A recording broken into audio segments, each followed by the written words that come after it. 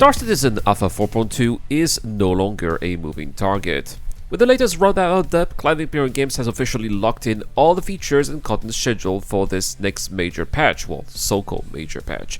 But if we're being honest here, this feels quite like an unusually thin update. Once you look past the flashy new suits and the scripted sandbox tied to the ASD storylines and the rain, well, there's not much to excite players who were hoping for major progression systems, core gameplay expansions, or something broader in scale.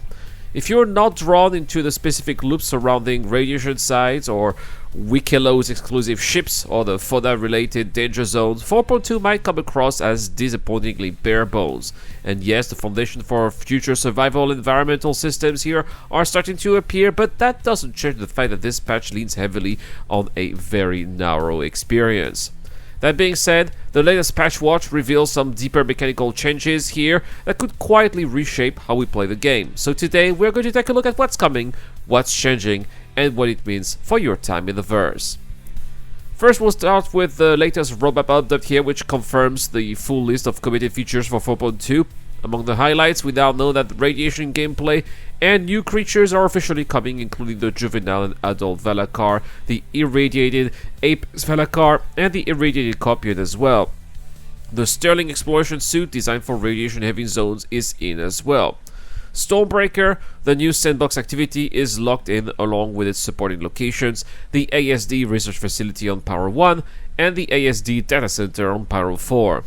The Volt Prism shotgun, 4 new hairstyles, and a suite of AI updates are also part of the release. Running things up are the Atlas power suits, improved freight elevator interactions, and also the introduction of Wikilo exclusive ships like the Guardian QI, the Nox, the Fortune, or the Medivoc Ursa. Visual enhancements to the mirror ship UIs and the revamped targeting and missile systems complete with a feature set are also coming. So in short, this patch is, fully committed. It has quite a lot to offer, but it's not that big and not that ambitious compared to what other full, 4.1, 4.2, 3.24 and so on used to be. So while those features form the backbone of 4.2, it's this week's patch watch that gives us the most insight into how the patch will feel to play. And for many, it's a surprising pivot toward realism, depth, and even danger. First, the radiation system has received a significant UX overhaul.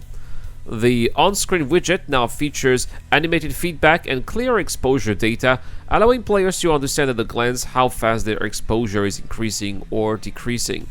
It's a subtle change, but one that will make venturing into radiation zones less about guesswork and more about risk management.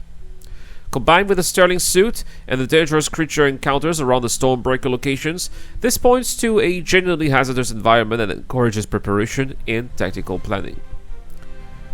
Weapons are also getting an upgrade as well.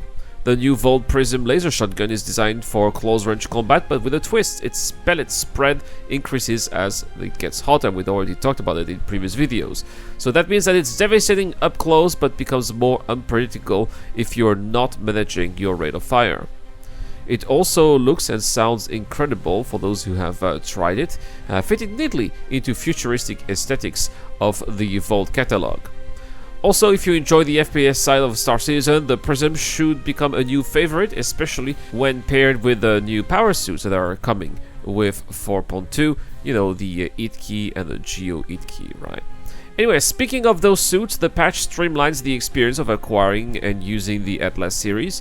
Previously, summoning a power suit required a frustrating mix of ASUP terminals and vehicle elevators, but now players can call them up directly via the freight elevators in hangars. Even better, suits can be locked onto your ship's cargo grid, giving them physical presence and weight inside your vessel. These small but important improvements suggest that CIG is serious about integrating power suits into everyday gameplay without them becoming a burden, and this is going to be happening with all the regular Atlas as well as the Itkey variants. One of the most interesting new additions, of course, for those who are interested, are some new Wikilo special ship mechanics.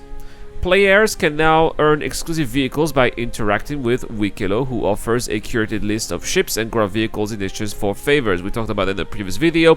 It's absolutely horrible. I think it's one of the worst gameplay loop of all of Star Citizen this year. Anyway, it's not clear what those are going to be entailing here. Are these going to be missions for favors, or are we going to be using the clunky freight elevator again? We don't know yet. Apparently, not much has changed here. That being said, the Mirai Guardian QI, the Misfortune, the Super Hornet Mark II, the Urza Minivac are going to be some of those ships that will be obtainable through this system. What makes it notable is that it decouples ship acquisition from the standard rental or purchase, suggesting a move towards a more story-driven or character-based progression. Let's just hope that Wikilo is more player-friendly in terms of immersion and just the way it's being executed. Right? It just needs a proper interface. That's what I think, which is not the case right now. Anyway, the June 4 update also provides a glimpse at the future of weather here. Rain has been added to selected areas. It is dynamic, procedural, and interacts with surfaces and visibility. While it's a first step, it's a major one which is going to lay the groundwork for Genesis and also dynamic weather. Down the line, we can expect more localized weather phenomena with real gameplay consequences like acid rain or snowstorms or even heat wave, all of which are going to tie into emerging survival mechanics that CIG are clearly building toward. For now, just seeing rain that reacts to light and terrain in real time is already a huge leap forward in the immersion, and for me, personally, I think that's going to be the highlight of 4.2. Finally, we come to the overhaul of missiles and torpedoes here. Every aspect of the system has been touched. Missiles now lock instantly once acquisition is achieved, but lock distances have been recalibrated. Torpedoes in particular have been made more usable at closer range, while ballista ammunitions have been retuned here to fulfill their anti-role more effectively. Minimum arming distances have been introduced. For example, torpedoes will not detonate until they have traveled at least 1.5 kilometers, so this is going to prevent cheesy point-blank launches, but it's also going to encourage smarter engagement ranges. Explosion radius, damage fall-off, health pools, and even the interaction with distortion damage have all been updated. In short, missiles and torpedoes are no longer a simplistic fire and forget solution. They are part of a larger tactical framework that will reward skill and timing. And so that's pretty much it here. That is the current state of Alpha 4.2, with everything now being locked in and the latest patch notes focusing on system refinements and environmental danger. This patch is shaping up to be quite an interesting one indeed, especially if you're interested in rain, but also those small details here that are going to refine the whole gameplay experience. Anyway, guys, if you're interested in 4.0, let me know what your favorite new features are. Are you interested in that new activity, or are you bummed out like me that it's going to be related to Wikilo once again? Well, let me know in the comment section down below.